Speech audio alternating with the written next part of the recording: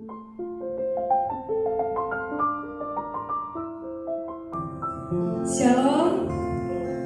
mari kita semua jemaat Tuhan, baik yang ada di gereja, di rumah, maupun yang mendengar ibadah hari ini.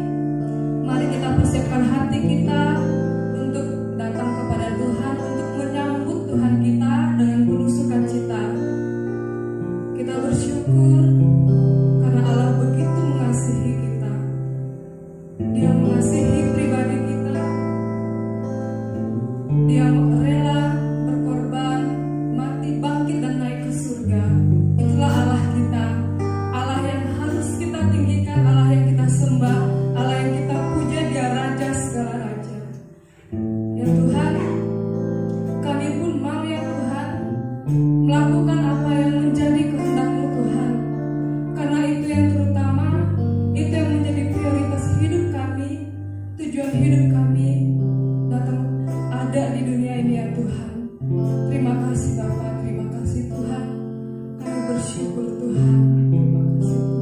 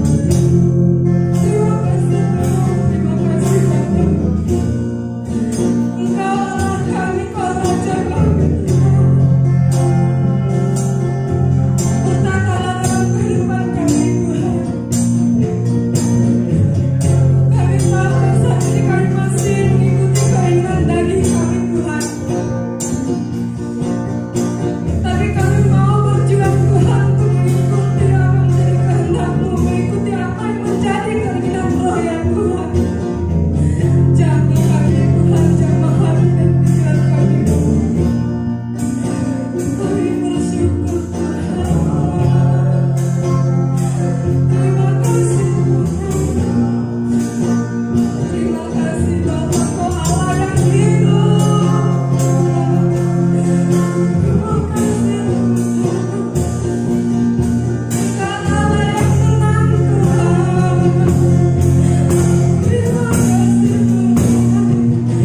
Kami sembah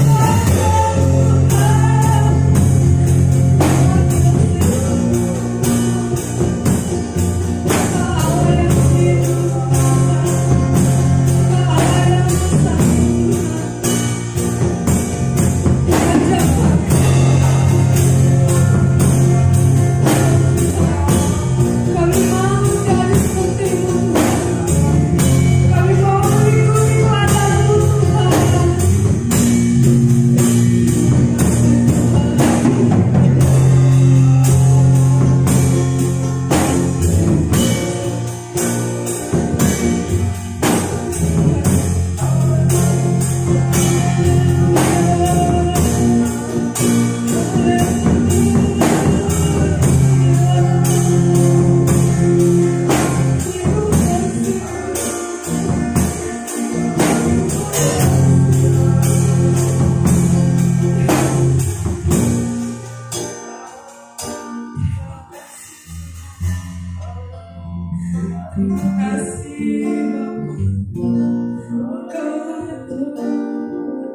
Engkau Allah yang hidup,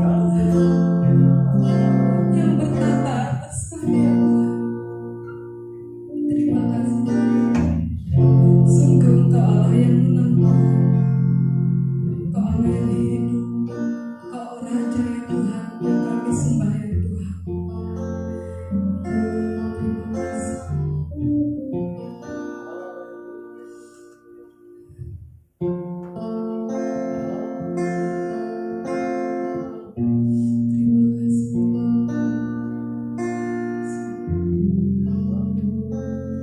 Ya Tuhan, setiap puji-pujian yang kami naikkan ya Tuhan, sungguh ya Tuhan, hanya untuk menyenangkan hati-Mu ya Tuhan. Hanya Engkau Allah yang ditinggikan, yang dipuja. Engkau Allah yang hidup ya Tuhan. Terima kasih Tuhan. Terima kasih. Dan kami mau lebih lagi, mau bersuka cita untuk menyambut Engkau ya Tuhan, menaikkan setiap puji-pujian yang menyenangkan hati-Mu ya Bapa. Terima kasih Tuhan. Amin.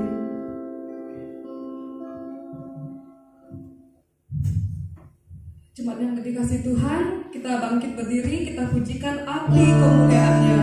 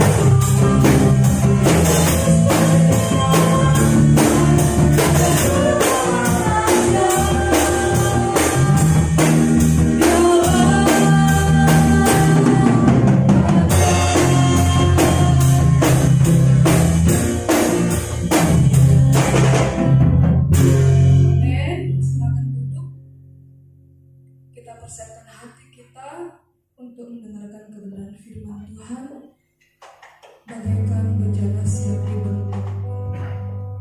Demikian hidupku di tangan-Mu Tuhan.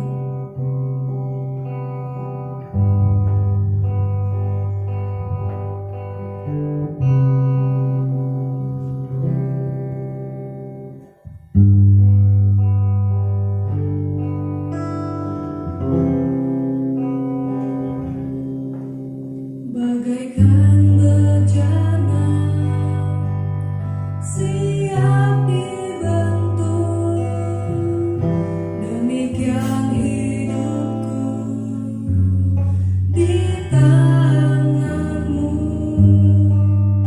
Dengan urapan kuasa-Mu ku dibaharui selalu.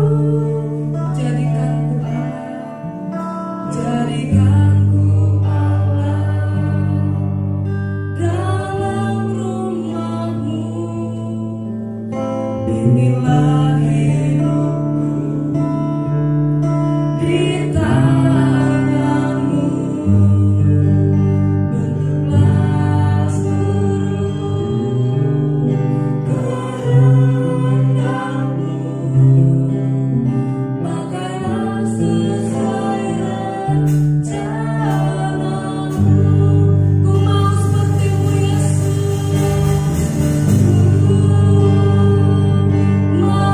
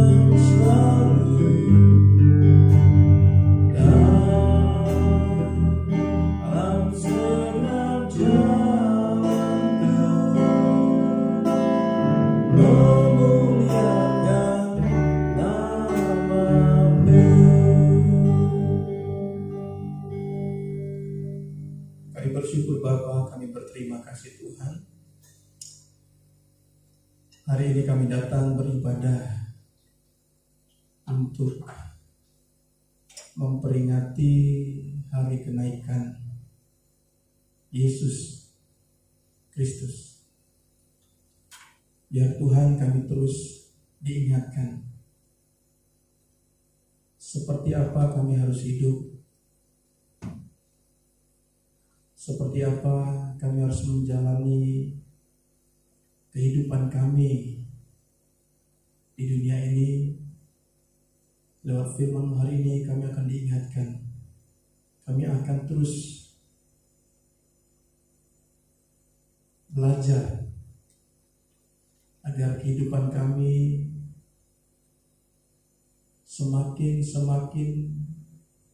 seturut kehendak-Mu ya Tuhan. Karena Dia Bapa ya Aba, berkati urapi kami anak-anak-Mu. Kami siap Tuhan mendengar, kami siap terus untuk belajar. Kami siap Tuhan di hari ini pun ya Tuhan, hari kami memperingati kenaikan-Mu. Apa yang Kau mau sampaikan kepada kami, biar kami membuka hati untuk mendengar setiap perkataan-Mu, dan itu boleh kami hidupi dalam perjalanan kehidupan kami. Terima kasih Bapa, ini kami anak-anak-Mu, di dalam nama Tuhan Yesus Kristus kami berdoa. Haleluya, amin. Ya, firman Tuhan akan saya bagikan hari ini dari Filipi 3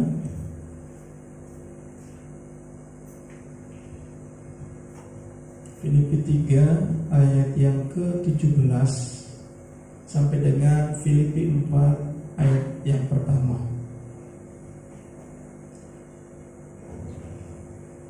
Ya. Filipi 3 ayat 17 sampai dengan Filipi 4 ayat yang pertama. Saya beri judul firman di hari memperingati kenaikan Yesus Kristus menuju kekekalan. Ya. Pernah nggak kita pikirkan baik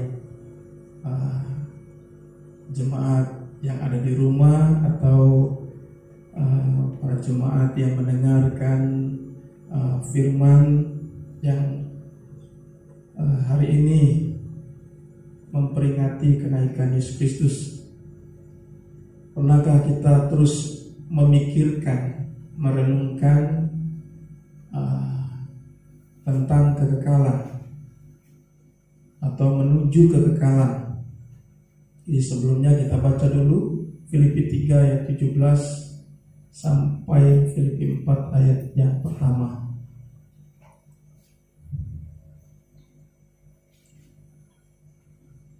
Silakan memperhatikan Alkitabnya. Saya akan bacakan nasihat-nasihat kepada jemaat. Saudara-saudara, ikutilah teladanku dan perhatikanlah mereka yang hidup sama seperti kami yang menjadi teladanmu.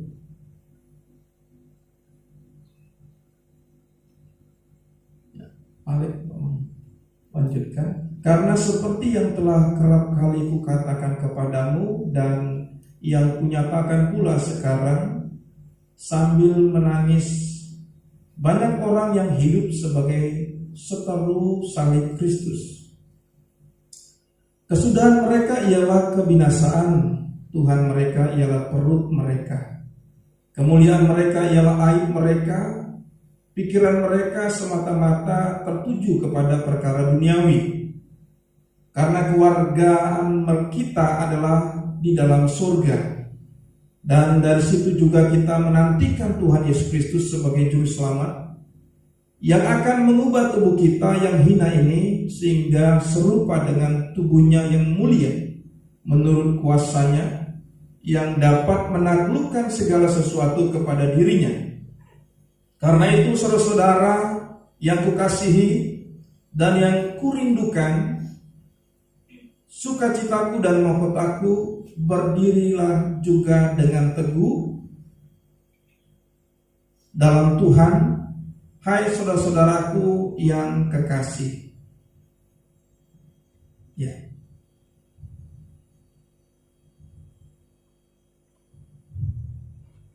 Oke. Kita baca kembali ayat yang ke-20-21. Karena kewargaan kita adalah di dalam surga, dan dari situ juga kita menantikan Tuhan Yesus Kristus sebagai juru selamat yang akan mengubah tubuh kita yang hina ini sehingga serupa dengan tubuhnya yang mulia menurut kuasanya yang dapat menaklukkan segala sesuatu kepada dirinya. Ya, kalau kita melihat ayat ini, karena kewargaan kita adalah di dalam surga, ya, ini perlu kita perhatikan, ya. Tetapi sungguh-sungguhkah kita menyadari kalau kita melihat ayat ini, karena kewargaan kita adalah di dalam surga, benar-benar nggak kita ini menyadari bahwa saya ini berkewargaan surga, ya, berkewargaan surga. Dan dari situ juga kita menantikan Tuhan Yesus Kristus sebagai juru selamat yang akan mengubah tubuh kita yang hina ini, yang sekarang ini, tubuh kita ini, sehingga serupa dengan tubuhnya yang mulia. Jadi kalau kita lihat, kita akan kalau kita sadar bahwa kita ini kewargaan surga dan hidup kita memperlihatkan kehidupan kewargaan surga, maka harusnya, ya, ayat 21 ini kan akan kita alami sehingga serupa dengan tubuhnya yang mulia. Kita akan diubahkan, ya, mengenakan tubuh yang mulia. Oke, menuju kekekalan. Saya pikir ketika beri judul ini sama dengan hidup masuk dalam surga. Hidup masuk dalam surga. Tetapi seberapa kita menyadari seperti apa sikap hidup menuju kekekalan ini? Seberapa kita menyadari sikap hidup menuju kekekalan? Atau sikap hidup masuk kerajaan surga? Seberapa kita menyadari sikap hidup untuk masuk kerajaan surga? Harusnya sikap hidup yang seperti apa yang kita miliki supaya kita masuk dalam kerajaan surga, kita masuk dalam kekekalan, atau kita menuju kepada kekekalan. Ya. Tapi sebelum itu kita lihat dulu, ya, hari ini kita memperingati kenaikan Yesus Kristus. Apa itu kenaikan Yesus Kristus? Supaya kita tahu juga, supaya kita sadar juga, Yesus sudah berbuat apa, dia lakukan apa, dan kemudian kita harus, apa yang harus kita lakukan. Jadi jangan menjadi nanti ada kalimat yang sangat-sangat menohok atau menegur kita dengan keras. Seperti apa sikap kita supaya tidak apa yang dilakukan Yesus itu tidak menjadi sia-sia, ya. Apa itu kekekalan? Kenaikan Yesus Kristus.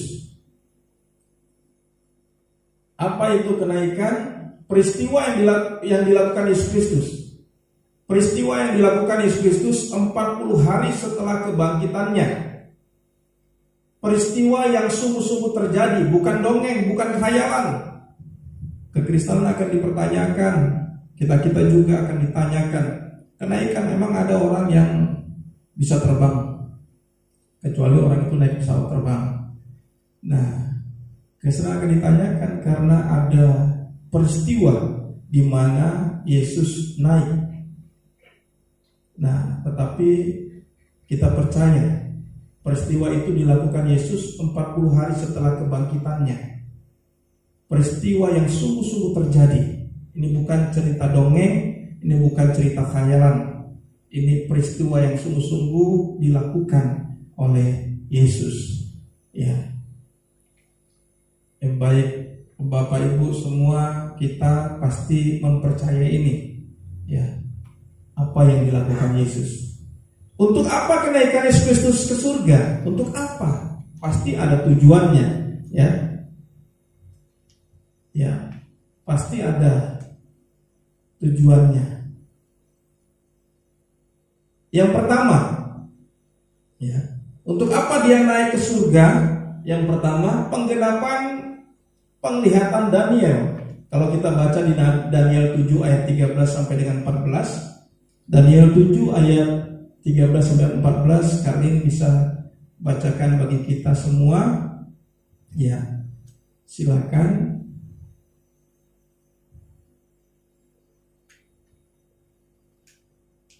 Ayat 13. Aku terus melihat dalam penglihatan malam itu, tampak datang dengan awan-awan dari langit, seorang seperti anak manusia. Datanglah ia kepada yang lanjut usianya itu, dan ia dibawa ke hadapannya. 14. Lalu diberikan kepadanya kekuasaan dan kemuliaan dan kekuasaan sebagai raja. Maka orang-orang dari segala bangsa, suku bangsa, dan bahasa mengabdi kepadanya. Kekuasaannya ialah kekuasaan yang kekal, yang tidak akan lenyap, dan kerajaannya ialah kerajaan yang tidak akan musnah. Ya, kalau kita perhatikan kitab Daniel, ya, Daniel seorang buangan, ya, ketika masa pembuangan Israel, tetapi kejadian mengenai Yesus naik itu sudah, ya, diperlihatkan kepada Daniel, dan ini penggenapannya, ya. Jadi Yesus pun melakukan untuk menggenapi penggenapan, ya, menggenapi apa yang menjadi penglihatan Daniel. Kemudian yang kedua, untuk apa kenaikan Yesus ke surga? Menyediakan tempat bagi kita. Kalau kita baca firman ini sudah sangat sering, ya. Tetapi kita sungguh-sungguh enggak mengerti atau menyadari firman ini. Menyediakan tempat bagi kita. Yohanes 14 ayat 2 dan 3. Di rumah Bapakku banyak tempat tinggal. Jika tidak demikian, tentu aku mengatakannya kepadamu. Sebab aku pergi ke situ untuk menyediakan tempat bagimu. Ya, Yesus datang atau Yesus naik ke surga untuk menyediakan tempat bagi kita. Ya, di rumah Bapakku banyak tempat tinggal. Sebab aku pergi ke situ untuk menyediakan tempat bagimu, tempat kita, tempat saya, tempat Bapak Ibu. Semua kita, ya, tapi semua kita yang seperti apa? Nanti kita lanjutin. Apabila aku telah pergi ke situ dan telah menyediakan tempat bagimu, aku akan datang kembali dan membawa kamu ke tempatku, supaya di tempat di mana aku berada, kamu pun berada. Ya. Jadi ketika Yesus naik ke surga, dia mengatakan kepada murid-muridnya, peristiwa ini dicatat di kitab Yohanes.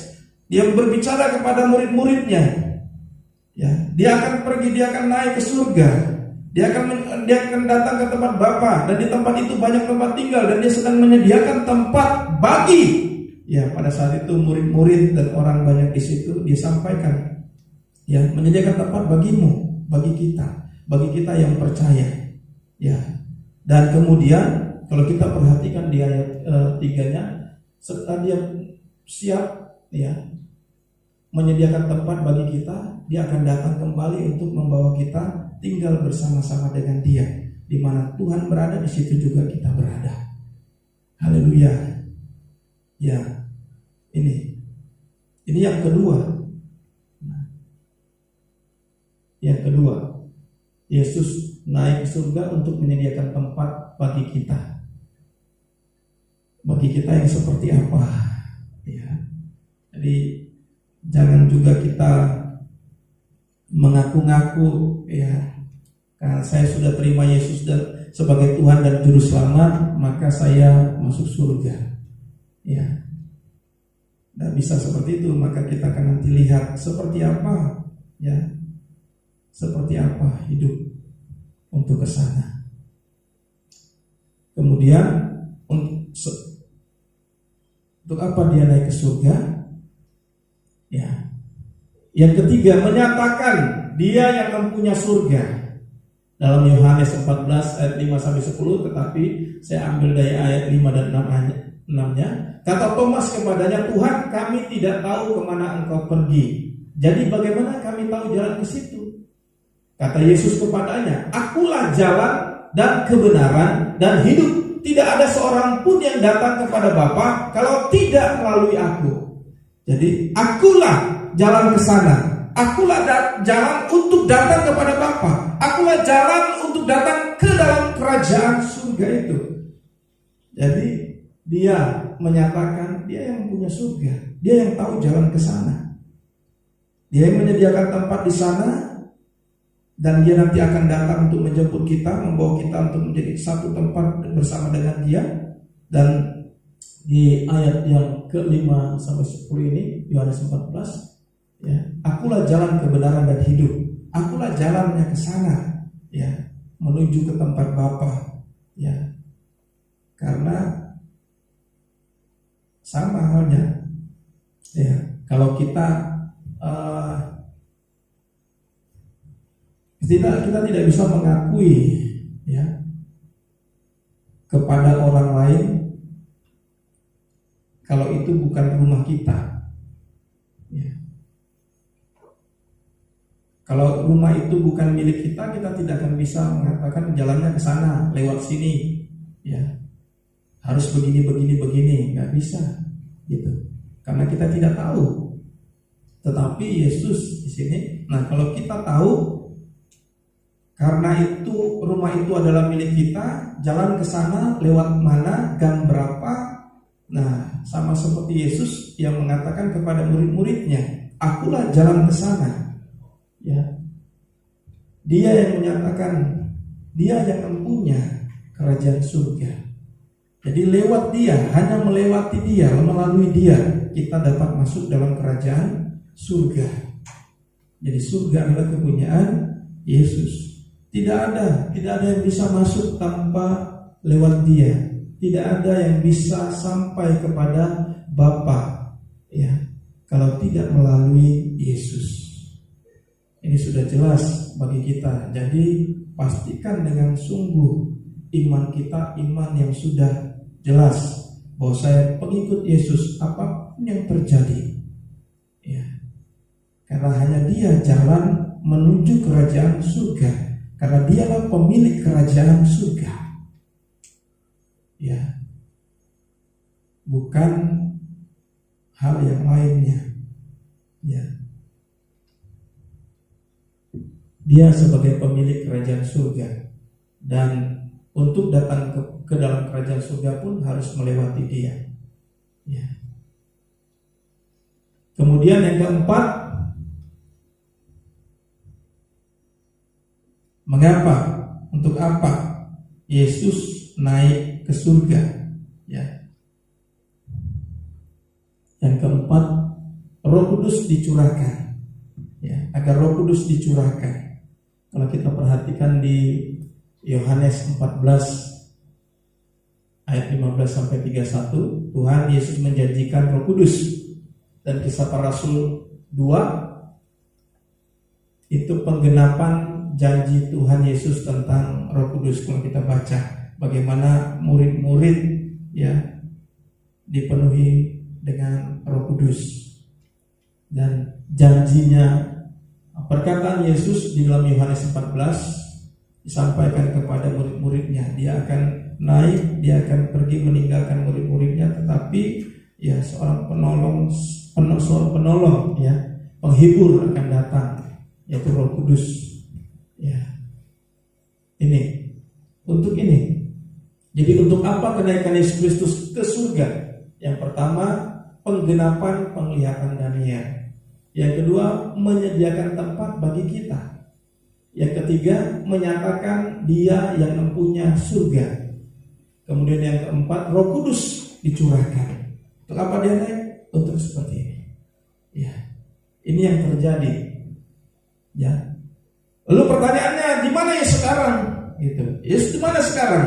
Ya, Di mana ya sekarang di kerajaan surga juga bersama-sama dengan kita. Kalau kita perhatikan di Kisah Para Rasul 3 ayat 21, Kristus itu harus tinggal di surga sampai waktu pemulihan segala sesuatu. Dia tinggal di surga.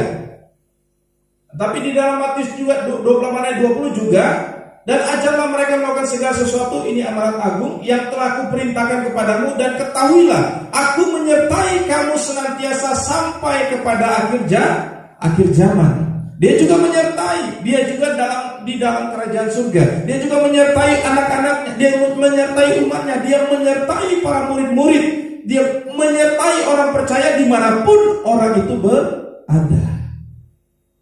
Dia juga berdiam dalam kerajaan surga. Dia juga pun pada saat ini ketika kita ada di tempat kediaman kita masing-masing, kita di kediaman kita di rumah sedang beribadah, kita di tempat di gereja sedang beribadah, di tempat di mana kita bekerja, yang sekolah ketika pergi ke sekolah, yang mahasiswa ketika pergi ke kampus, dalam perjalanan dimanapun, Yesus katakan, aku menyertai kamu senantiasa sampai kepada akhir zaman. Jadi dimanapun kita berada, dia selalu menyertai, dia selalu ada bagi kita. Ya. Oke. Ini untuk ini, dan Yesus pun kalau kita perhatikan di mana dia sekarang berada, dia tinggal di surga dan dia juga menyertai senantiasa kita dimanapun berada bahkan sampai kepada akhir zaman, sampai akhir zaman ini, sampai akhir di mana zaman ini atau bumi ini akan dibinasakan pun, ya Yesus menyertai kita. Ya. Jadi jangan pernah takut, jangan pernah khawatir, jangan pernah bimbang atau meragukan keberadaan Yesus. Ya. Yesus kan sudah di surga sekarang karena dia naik ke surga, tidak. Dia di surga, ya benar. Tapi dia juga menyertai anak-anaknya. Dia juga menyertai umatnya, dia juga menyertai murid-muridnya, dia juga menyertai orang percaya. Ya. Dimanapun umatnya berada. Perhatikan apa yang dilakukan Yesus dengan dia naik ke surga. Tadi kita bisa perhatikan, ya, hal-hal yang tadi. Apa yang dilakukan Yesus dengan dia naik ke surga? Lalu apa yang harus kita lakukan atau hidup seperti apa yang memperlihatkan saya berkewargaan surga yang setia, yang siap menuju kerajaan surga atau kekekalan. Kalau dia sedang menyediakan, dia sedang mempersiapkan rumah bagi kita dalam kerajaan Bapa, kerajaan surga di mana Bapa berada. Dia sedang mempersiapkan tempat bagi kita. Lalu selanjutnya apa yang harus kita lakukan? Atau hidup seperti apa yang memperlihatkan saya berkewargaan surga yang siap menuju kerajaan surga atau yang siap menuju kepada kekekalan. Ya, ini. Lalu apa yang harus kita lakukan? Apa yang harus kita lakukan? Ya. Seberapa kita menyadari seperti apa sikap hidup menuju kekekalan? Seberapa kita menyadari seperti apa sikap hidup menuju kekekalan atau sikap hidup masuk kerajaan surga, ya. Seberapa kita menyadari, ya. Dan melalui nasihat Rasul Paulus ini kita melihat untuk menuju kekekalan, masuk sebagai warga surga, yang harus kita lakukan apa? Ya. Saya ulangi. Melalui nasihat Rasul Paulus ini kita melihat untuk menuju kekekalan, masuk sebagai warga surga, yang harus kita lakukan supaya kita diubahkan seperti apa yang disampaikan oleh Rasul Paulus kepada jemaat Filipi, supaya kita mengalami ya tubuh yang diubahkan, yang hina ini mengenakan rupa Allah yang mulia seperti tubuh yang dikenakan Tuhan yang mulia, apa yang harus kita lakukan? Ya. Dimulai dari sekarang. Dimulai dari sekarang, bukan nanti. Bukan besok, tapi sekarang ketika kita mendengarkan firman ini, apa yang harus kita lakukan? Ya. Pertama, kita lihat ayat 17-nya, kalian bisa bacakan kembali.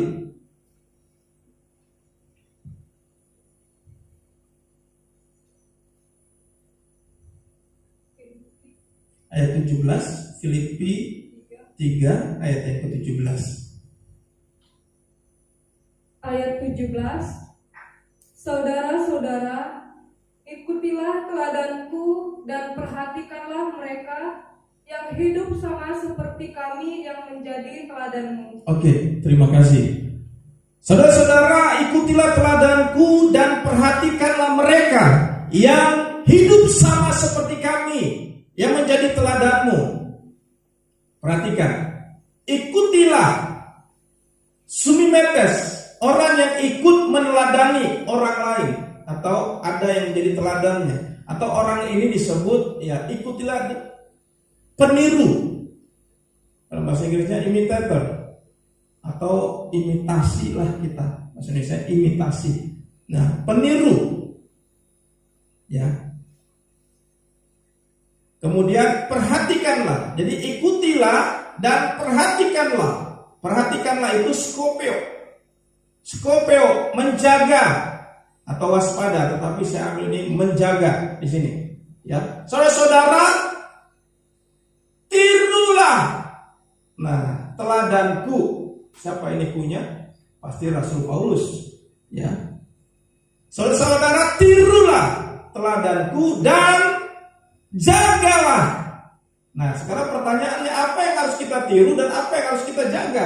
Apakah kita menjaga orang-orang dulu gitu, orang-orang ketika Rasul Paulus katakan seperti ini, jagalah mereka. Mereka siapa? Mereka yang hidup sama seperti Rasul Paulus gitu. Pastinya tokoh-tokoh siapa yang menjadi pemimpin-pemimpin di Filipi yang meneruskan karyanya Paulus, yang hidupnya mengikuti teladan Paulus. Apakah orang-orang di sini, orang-orang ini yang Paulus perintahkan untuk jagalah mereka? Bukan seperti itu. Jadi apa yang harus kita tiru dan apa yang harus kita jaga? Ya, bukan orang-orangnya yang kita tiru, orang-orangnya yang kita jaga, bukan. Ya, tetapi kita perhatikan mereka yang hidup. Nah, kata mereka yang hidup tadi, ya saya balik lagi ya. Nih, ikutilah teladanku dan perhatikanlah mereka yang hidup sama seperti kami yang menjadi teladanmu. Yang hidup sama seperti kami yang menjadi teladanmu. Ya. Mereka yang hidup sama itu artinya berperilaku, berjalan. Kehidupan yang dijalaninya, perilaku yang dihidupinya seperti apa? Gitu. Bukan menjaga orangnya, menjaga fisiknya, bukan, tetapi apa yang menjadi perilaku hidupnya. Seperti apa dia menjalani kehidupannya, itu yang ditiru, itu yang dijaga, ya, sesuai dengan gambaran yang diteladani oleh Rasul Paulus, sesuai dengan gambaran, ya, gambaran siapa? Itu. Kalau kita kembali ke ayat yang tadi, saudara-saudara, ikutlah teladanku dan perhatikanlah mereka yang hidup sama seperti kami. Ya, yang hidup sama seperti kami, yang berperilaku, ya, yang berperilaku sesuai dengan gambaran. Nih, yang hidup sama seperti kami, yang berperilaku sesuai dengan seperti kami, sesuai dengan gambaran. Nah, yang diteladani, siapa yang diteladani? Rasul Paulus. Ya, kalau kita perhatikan di 1 Korintus 11 ayat 1, kalian bisa baca kembali 1 Korintus 11 ayat 1 dan 1 Korintus 4 ayat 16. Nah,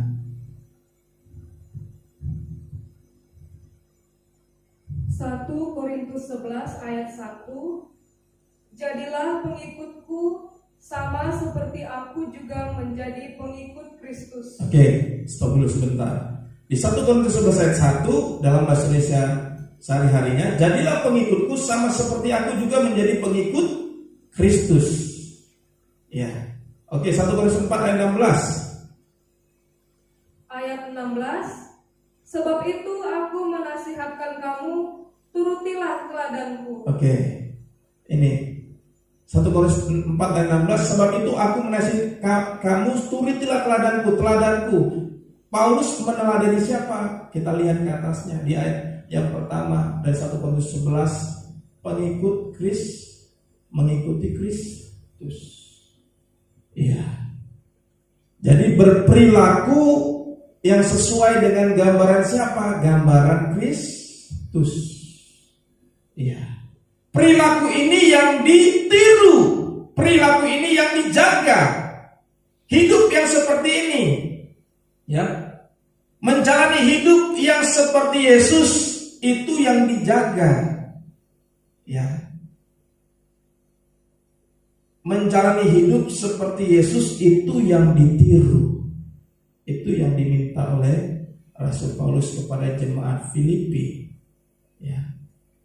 Saudara-saudara, tirulah dan jagalah, bukan orangnya, tetapi perilaku yang mereka miliki. Tiru dan jaga itu supaya ada pada kamu terus. Ya, jaga itu supaya kamu hidupi terus. Jangan sampai kehilangan, ya, perilaku orang-orang yang meneladani Kristus. Ya, salah satunya Paulus berani mengatakan, jadilah pengikutku sama seperti aku juga menjadi pengikut Kristus. Ikutilah teladanku. Ya, sebab itu aku nasihatkan kamu, turutilah teladanku. Ya, kenapa? Dia berperilaku, ya, yang sama dengan Kristus. Ya. Ini. Karena dia juga meniru kehidupan Yesus. Rasul Paulus. Siapa mereka? Mereka yang hidup mengikuti, berperilaku seperti Yesus, berperilaku seperti senior-senior iman yang mengikuti teladan Kristus. Seperti itulah perilaku yang harus kita tiru, yang harus kita jaga.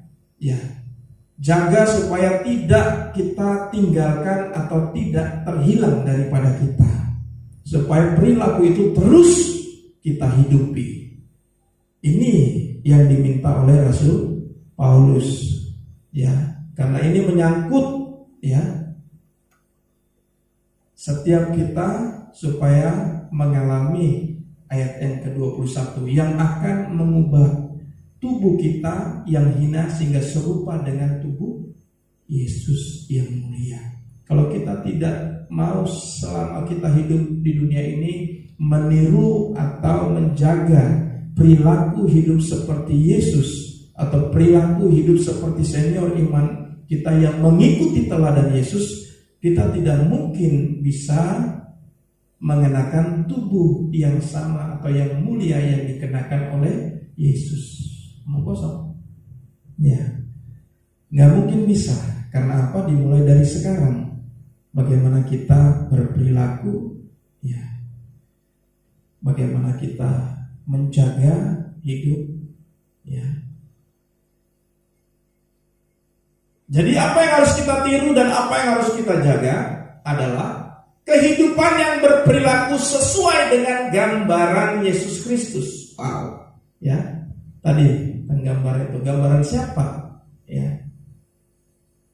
Kehidupan yang berperilaku sesuai dengan gambaran Yesus Kristus atau hidup serupa dengan Yesus. Ya. Kembali lagi kita diingatkan, karena Rasul Paulus, Rasul Petrus, Rasul Yohanes, semua surat-surat, ya, yang tertulis ada dalam Alkitab ini dalam Perjanjian Baru selalu mengingatkan kita untuk hidup serupa dengan Yesus. Wah. Gak ada yang lain. Ya. Hidup serupa dengan Yesus, berperilaku sesuai dengan gambaran Yesus Kristus. Kehidupan yang berperilaku seperti itu. Jadi itu yang harus kita lakukan. Untuk apa? Tempat yang dibangun ya oleh Yesus, tempat yang disediakan oleh Yesus dalam kerajaan surga itu menjadi tempat kita ada bersama dengan Dia. Ya, yang pertama apa yang disampaikan oleh Rasul Paulus, supaya kita mengikuti teladan dan menjaga perilaku kita. Mengikuti teladan siapa? Menjaga perilaku yang seperti apa? Ya. Kita tidak perlu mempertahankan perilaku hidup kita yang tidak ada hubungannya dengan kerajaan surga. Tidak perlu kita pertahankan, ataupun kita tidak perlu meneruskan perilaku-perilaku kehidupan yang tidak ada hubungannya dengan kerajaan kekal, dengan kerajaan surga. Jadi kalau ada perilaku yang tidak ada hubungannya dengan kerajaan kekal, dengan kerajaan Allah, dengan Yesus, tidak ada hubungannya, putuskan dari sekarang. Ya, tidak ada gunanya. Malah, nah kalau kita lihat nanti, malah membawa kepada kebinasaan. Ya, nih. Yang kedua, ya, apa yang harus kita lakukan? Ya. Hidup sebagai sekutu salib Kristus. Hidup sebagai sekutu salib, ya, Kristus. Ayat 18, karena seperti yang telah kerap kali kukatakan kepadamu dan yang kunyatakan pula sekarang sambil menangis, banyak orang yang hidup sebagai seteru salib Kristus.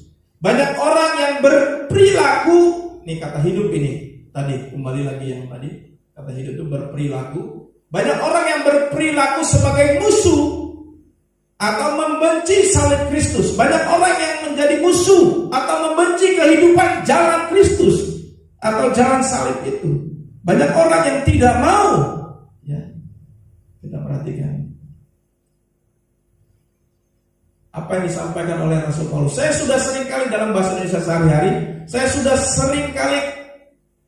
sering kali memberitahukan kepadamu, dan sekarang saya mengulanginya lagi dengan menangis.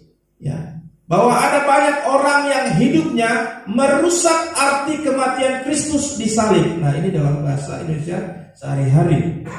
Ya, kata seteru itu, seteru salib Kristus itu merusak arti kematian Kristus. Waduh, ya. Seteru diartikan juga sebagai orang-orang yang mengaku percaya tetapi mencemarkan Injil. Ya. Merusak arti kematian salib Kristus, ya, Kristus di salib itu, dengan cara hidup yang tidak sesuai firman, sembrono, tidak taat, hidup yang tidak ada hubungannya dengan kekekalan atau kerajaan Allah, atau hidup ya dengan ajaran palsu. Ya. Mengaku percaya tetapi mencemarkan Injil, atau mengaku percaya tetapi tidak melakukan apa yang difirmankan Tuhan. Sama. Mengaku percaya, ya, tetapi tidak melakukan apa yang difirmankan Allah. Ya, ini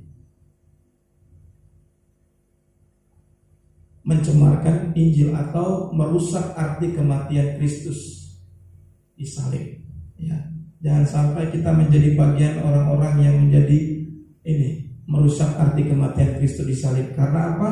Dia disalibkan, harusnya apa yang dia katakan ketika dia disalibkan, kita ya yang menjadi satu dengan kematiannya, penderitaannya, kita juga harus menjadi satu dengan kebangkitannya.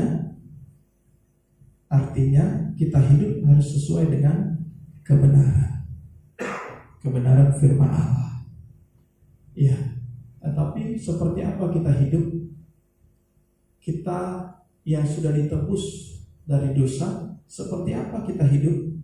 Kalau kita masih terus hidup di dalam dosa, kita masih tetap hidup terus di dalam ego kita, masih terus kita melakukan apa yang kita inginkan, bukan apa yang Allah inginkan, masih tetap terus hidup dengan sikap yang sesuka hati kita, sesuai dengan keinginan kita, kita seteru, kita merusak arti kematian Kristus.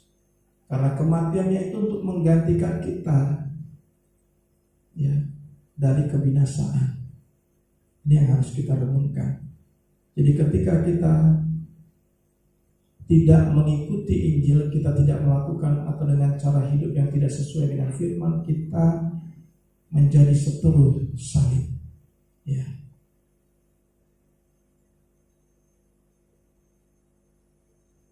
Apa buktinya? Ya, kita lihat ya.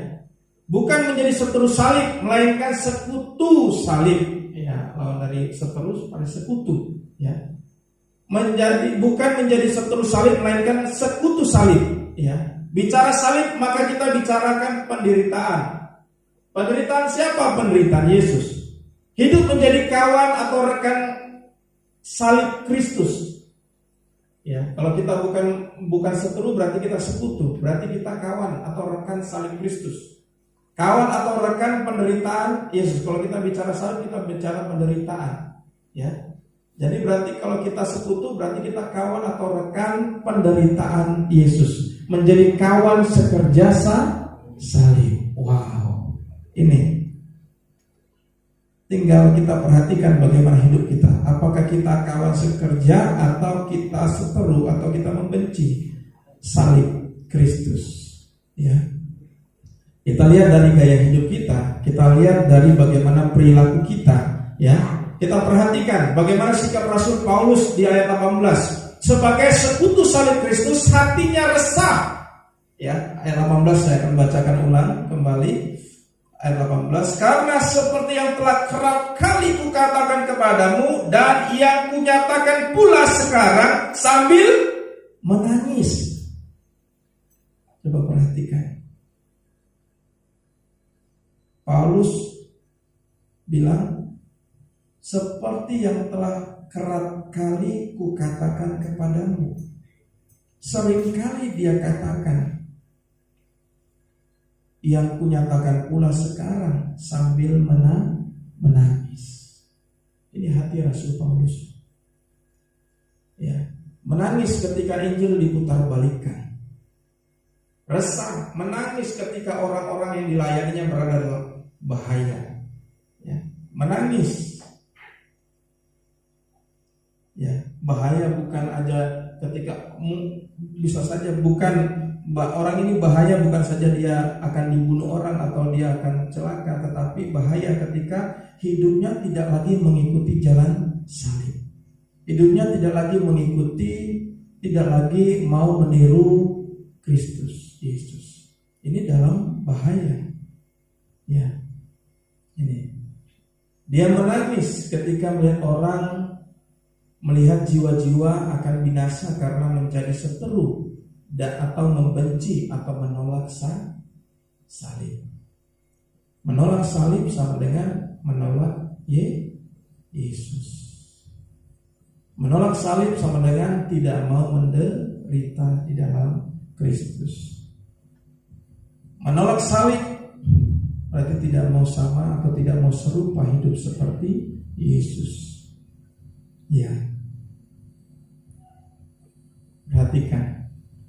Paulus menangis, ya, resah hatinya ketika melihat ada orang-orang, ada jiwa-jiwa, ya, ada orang-orang atau ada jiwa-jiwa yang harus diperhatikan. Ya, kalau kita tidak resah, kalau kita masih nyaman aja dengan keinginan kita atau maunya kita sendiri, ya. Sama seperti pada waktu saat teduh bersama dengan Astilin, Ibu Agnes, ya, saya sampaikan ketika ada ahli Taurat yang bertanya kepada Yesus, Guru, aku akan mengikuti engkau kemanapun engkau pergi. Ya, tetapi Yesus itu bilang, ini sering sekali saya ulang juga, serigala punya sarang, liang, tapi burung punya sarang, tetapi anak manusia tidak mempunyai tempat untuk meletakkan kepalanya, tidak punya tempat untuk nyaman, tidak punya tempat untuk aman-aman saja, tidak punya tempat untuk, sampai saya sampaikan pada waktu satu doa, tidak ada tempat untuk privasi. Karena apa? Sikapnya juga sama seperti Rasul Paulus, tidak sanggup, hatinya resah, menangis ketika ada jiwa-jiwa yang akan binasa. Tidak bisa diam, ya. Pastinya ketika melihat jiwa, apa yang harus saya lakukan, apa yang harus saya berikan kepada jiwa-jiwa ini? Ya, hati ini yang ada pada Rasul Paulus. Ya. Ya.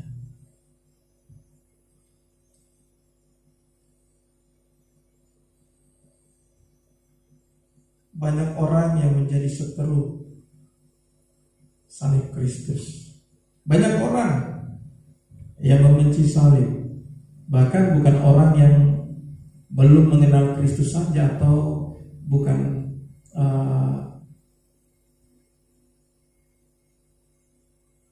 orang yang tidak menyambut Yesus sebagai Tuhan dan Juru Selamat saja, tetapi orang yang ada di dalam kehidupannya bergereja atau datang ke gereja beribadah, ya, bisa menjadi seteru salib Kristus, atau bahkan bisa membenci salib Kristus, membenci penderitaan Yesus. Gak mau hidup menderita, gak mau hidup susah-susah. Kenapa susah-susah? Ya, karena hidup seperti Yesus, hidup yang susah-susah. Ya, untuk satu jiwa dia mau susah-susah. Untuk satu jiwa dia mau memberikan hidupnya, bahkan dia mau mati untuk satu jiwa. Ya, kalau dia aja seperti itu, Yesus aja junjungan kita, Yesus aja Tuhan dan Juru Selamat kita, mau susah-susah memberikan hidupnya menderita bagi manusia, bagi setiap manusia. Masakan kita yang menyambut dia sebagai Tuhan dan Juru Selamat, yang mengatakan dia adalah Raja kita, dia adalah Tuhan kita tidak mau susah-susah, kita tidak mau capek-capek. Iya. Kita tidak mau memberikan waktu, memberikan tenaga, memberikan materi, uang kita, tidak mau memberikan apa yang ada pada kita untuk ini tadi, jiwa-jiwa diselamatkan, supaya jiwa-jiwa yang tadi menjadi seteru ini menjadi sekutu salib. Ya. Bagaimana mereka bisa menjadi sekutu salib kalau tidak ada kita yang membawa, yang memperlihatkan bahwa saya ini adalah sekutu penderitaan, saya ini sekutu Yesus, saya ini sekutu salib.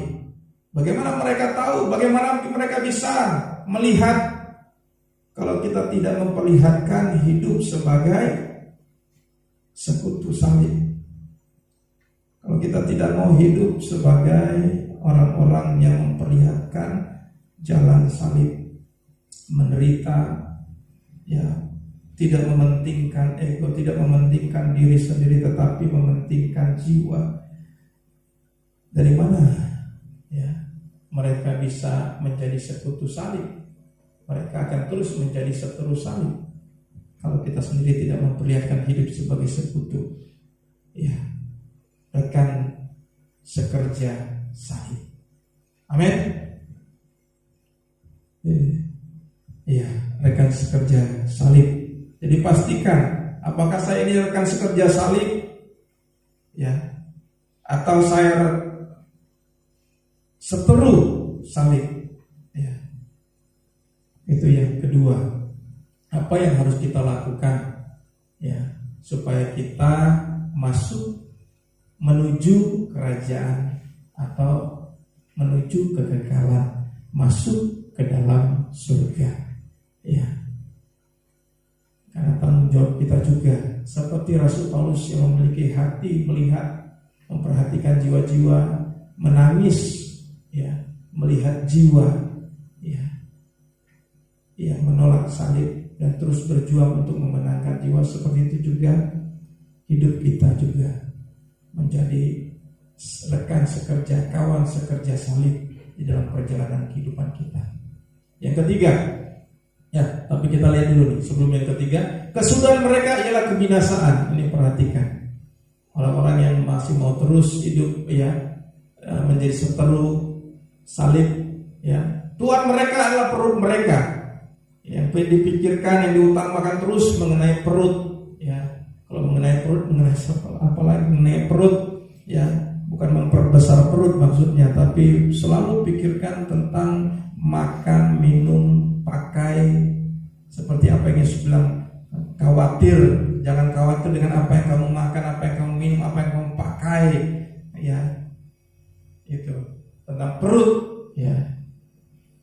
Selalu perut saja, sampai-sampai tidak lagi mau menghormati salib atau tidak menjadi rekan sekerja Tuhan karena apa?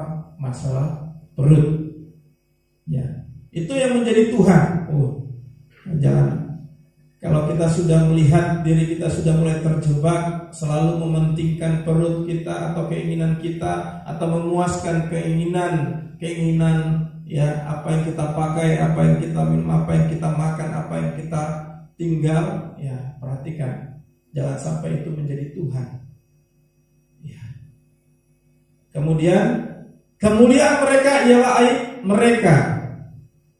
Ya, aib, ya, keburukan itu menjadi kemuliaan. Ini orang yang sudah matanya sudah tertutupi dengan kebenaran pastinya. Ya. Kebobrokan, kesalahan, ya, kejahatan itu menjadi kemuliaan. Ya. Aib itu menjadi kemuliaan. Ya. Hati-hati juga.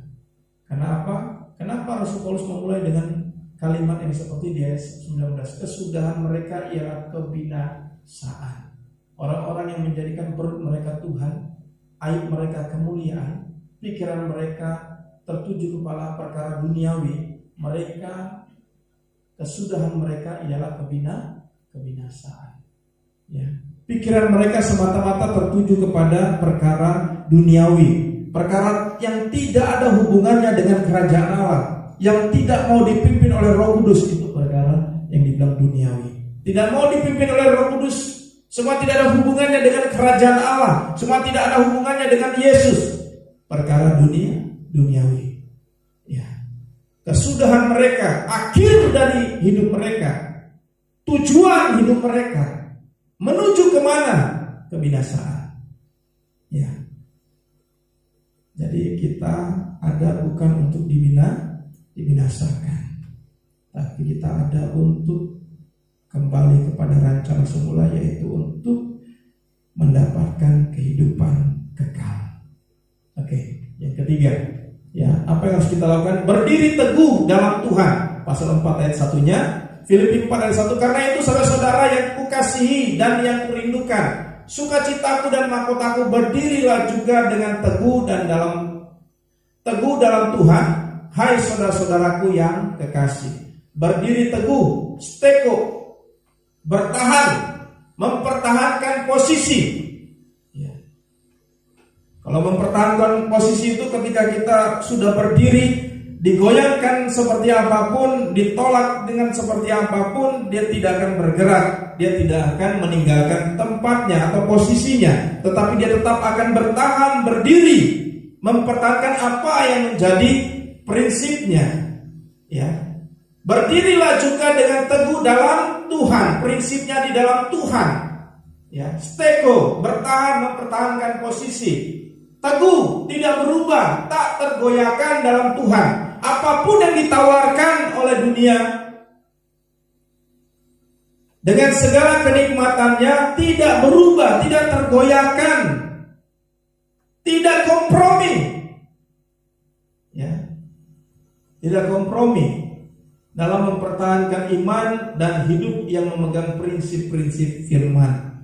Ketika diperhadapkan dengan pilih Yesus atau uang, jabatan, atau usaha,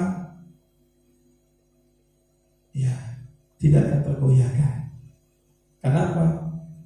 Ya, karena dia berdiri teguh di dalam Tuhan. Ya, untuk kita menuju kekekalan, untuk kita sampai juga masuk dalam kerajaan surga, di mana Yesus menyediakan tempat bagi kita. Saudara-saudaraku, jemaat yang dikasihi Tuhan, pendengar, apa yang disampaikan oleh Rasul Paulus, hidup seperti apa yang harus kita hidupi? Ya, apa yang harus kita lakukan untuk kita pun ya mengalami tubuh yang diubahkan dari yang hina menjadi yang mulia bersama dengan Kristus. Ya, tidak mudah, tidak gampang. Ya, tetapi mari kita terus berjuang. Ya, hidup sebagai warga surgawi yang menuju kekekalan. Ya, hidup yang terus berjuang menuju kekekalan. Hidup seperti apa yang disampaikan oleh Rasul Paulus kepada jemaat Filipi. Ketika kita diperdengarkan hari ini di dalam ibadah kenaikan, ya, kita juga diingatkan untuk dinasihati untuk mempersiapkan diri menuju kekekalan, masuk dalam kerajaan surga, agar tubuh kita diubahkan dari yang hina menjadi mulia, serupa dengan gambarnya, serupa dengan Yesus yang mulia. Maka hidup seperti apa yang harus kita hidupi? Tuhan memberkati kita.